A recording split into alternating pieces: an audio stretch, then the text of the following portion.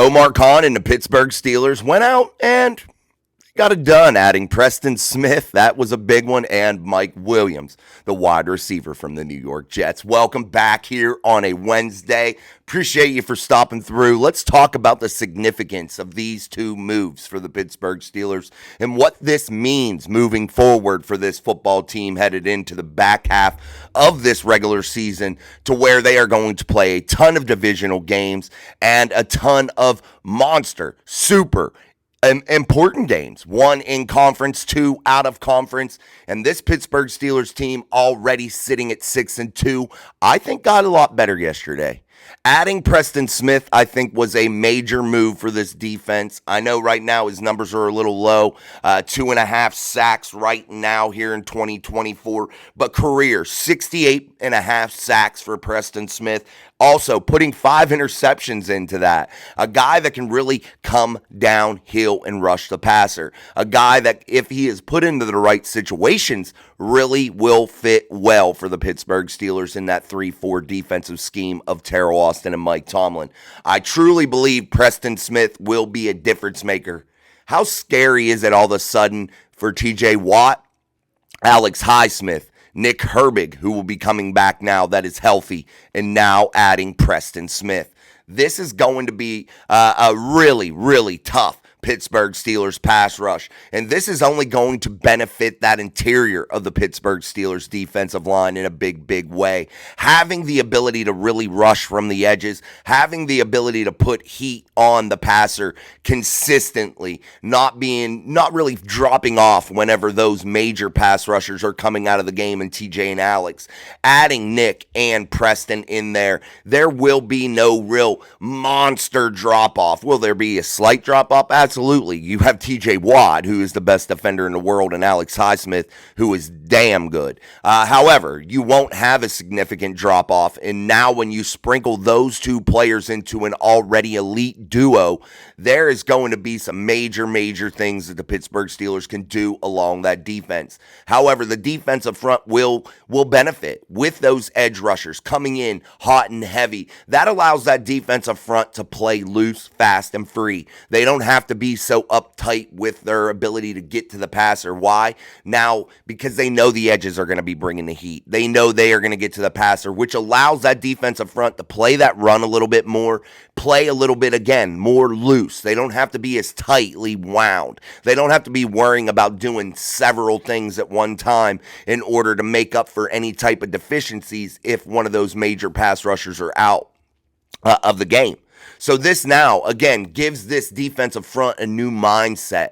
And I know it's one player, but I'm telling you, this adds the depth that the Pittsburgh Steelers were starting to lack with injuries and things of that nature along that edge rush room for the Pittsburgh Steelers. So here we go. This adds also for the inside linebackers. This also adds for that defensive secondary, getting Cameron Sutton back also on top of a guy like Beanie Bishop already being able to perform at a high level as a rookie with 3 interceptions in his last 2 games. This also allows them to be a little bit more loose. Why? Because you know you are going to have a consistent down in, down out, significant pass rush. And that is something really, really special, guys. This took this defense from great to elite. And that's just my opinion. Maybe I'm wrong. I think Preston Smith was a absolutely fantastic move. And I think that this sets this Steelers defense up to be very nasty now, getting Cam Hayward back, or getting Cam Sutton back, having a guy like Cam Hayward in the final part of his career, busting his ass, doing the things necessary in order to be super good. TJ Watt, who's the best defender in the world, who can get it done down in and down out in the absolute prime of his career. This sets up so well for the Steelers, and this adds just that one piece that you may not have been, wishing for because we wanted a wide receiver so badly. But however, this really was a great move by Omar Khan in this Steelers franchise, and this really adds a special, significant layer to a already great defense for the Steelers, and this makes this Steelers team really scary to play, in my opinion. Also, now we move to the offensive side of the football. One everybody has wanted to talk about. That is Mike Williams coming from the Jets. The wide receiver there has had a down year, but he's playing alongside guys like Alan Lazard, Garrett Wilson, Devontae Adams. So, yes, he's had his opportunities, but so far this season, 12 catches, 166 yards, 22 yards being his long. No touchdowns this year for Mike Williams. However, throughout his career, since 2017, he has 321 catches for 4,972 yards, averaging 15.5 yards per catch on 31 TDs. This does add a nice layer to this Steelers wide receiver room. Was it a significant upgrade? No, but it was an upgrade that needed to be done, and I was happy with the move overall. I know Mike Williams isn't that name, that flashy name, but I think he will be a contributor early and often for this Steelers unit.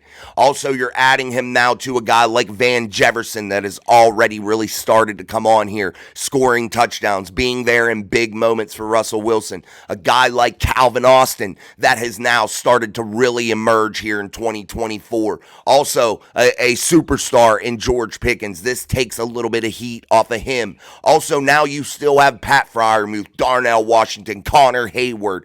You also have veteran guys like Scotty Miller lingering around.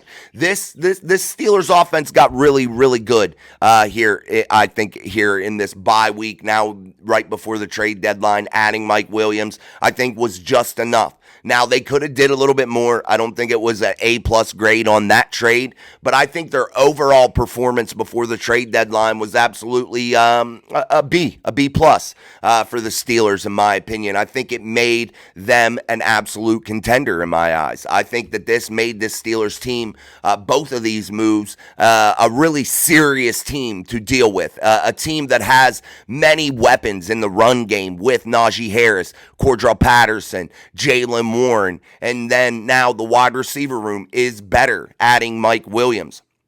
Also, you have a veteran with Russell Wilson that is going to be able to facilitate the football to the playmakers.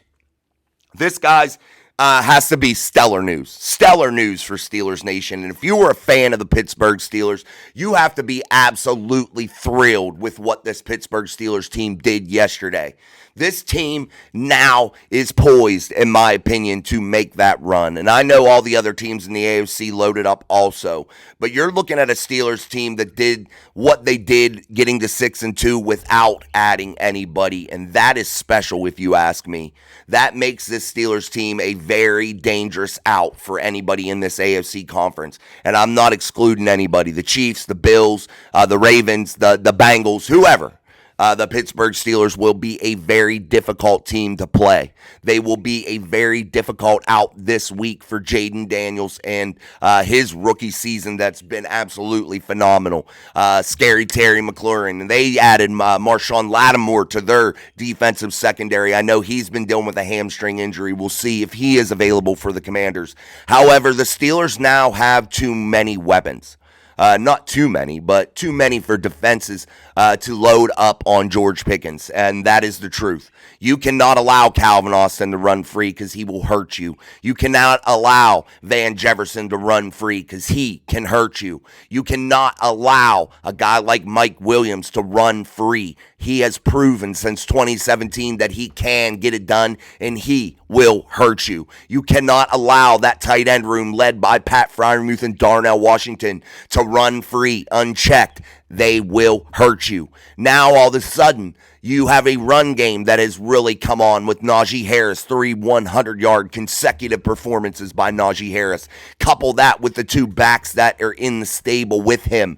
Now, all of a sudden, Russell Wilson breaking out his veteran leadership, breaking out his deep ball, makes this Steelers offense a force to be reckoned with. I thought they were good before. I think they are great now. I think that they will really be able to put up some points, and I think with a stifling defense like they do have, this Steelers team is an actual contender. And dare I say it yet again, a Super Bowl contender. Thanks, folks, for joining me here on a Wednesday. Sorry about last night. I had a sick kid in this house. My wife was at work. She came home not feeling good also, so Dad had to be on Dad patrol. I had to get that done. I had to make sure that my kids were taken care of first and foremost before I did a live show. And I do these live shows for an hour, and I don't want to shortchange you guys or have a bunch of interruptions while we're doing the show. So I decided that I would just take care of the family and make sure that they were, handled. And I just didn't want to have a bad show. So rather than give you guys a bad product, I made sure that we just canceled it. But we'll be back tonight for sure. 7 p.m. Eastern Standard Time tonight. Join us for Steel City Live. We are going to dive into this Steelers team here on a Wednesday. A Steelers team that is absolutely poised to be one of the special units, one of the special franchises here in the 2024 season that is absolutely set up for greatness. And they have to capture this moment, my friends. They have to seize it. They have to go out and grab it. It is right in front of them. And dare I say the stairway to 7 is maybe a real possibility, the realest possibility that has been for the Steelers in the last decade or so, over a decade. This Steelers team can get the job done, and you heard it here first. The Pittsburgh Steelers definitely have a real chance, my friends. The moves they made yesterday were special. So thank you again. We'll be back tonight at 7 p.m. Eastern Standard Time. Thank you to everybody that went out there yesterday and exercised your right to vote, to contribute to the democracy of this country, and I truly appreciate all of you that did that. Whether you voted for one side or the other, that doesn't matter. You at least went out there and you shared your thoughts, you shared your vision for what you thought this country should be, and that is to be commended. And again, whether you voted for Kamala, whether you voted for Donald J., it is what it is. I still love you, and everybody else in this country should too. And we should all come together now. And this should be a sign to the Democratic Party, in my opinion, to just stop the bullshit. Just get together. You had everybody come together to vote for Donald J. Trump. And guys, this isn't a political podcast. You know that. But I have to share this, and I think it's very important for you and I, and my kids, and your kids, your families, that there's many different people that voted for Donald J. Trump. Whether you're an African American, an Asian American, a Muslim American, whatever, an Asian, whatever, a white American, you all came together to support one cause of common sense. And now's the time that we forget everything else. This is 2024, man. Race doesn't matter. Your religious beliefs they do matter to me, but they don't matter in the overall picture in terms of what we're going to do for this country. Nothing matters. All we need to do is come together and allow everybody their freedom to express themselves in the way they want to. And that is what I believe that we are headed toward. And I think that is very important, that we all come together and love one another and share, what could be a very prosperous 4 years, hopefully. And we need to cut all the bull crap, all the witch hunts. And that goes for both sides, not just one. And really dive in and grab each other up, man, and really uplift ourselves and get down the prices here in this country. Allow affordable housing for our young people. It's just a special time, and we need to seize that moment. And it's just like the Pittsburgh Steelers. We are at a crossroads, and the Steelers are at a crossroads. Are you going to take that moment? Are you going to seize that moment? Or are you going to waste it talking shit, bickering, being negative, and not seizing the moment, not working hard? No, we're all going to work hard, just like the Steelers are going to work hard. The country's going to work hard, and we're going to continue to be prosperous and come together as one unit and really make a run at this thing. And that's what I'm talking about with the Steelers, man. Have each other's back and make a run at this thing. All right, guys, I'll get off that soapbox. I'm just super happy here on a Wednesday that we all have the opportunity in our sports and our country to realize some really significant, powerful things, and to really get out there and reach for our goals and really become one and just love one another, have each other's back, and hopefully shoot for a Super Bowl here for your Pittsburgh Steelers, because I think it was a very special day yesterday for everything, and what a time to be alive. So until next time, I'm Jason. till tonight at 7 p.m. I'm Jason. This is Mike Drop Sports, my friends. Appreciate you for liking, sharing, subscribing. So until later, I'm Jason. Peace out, my friends. Have a good one.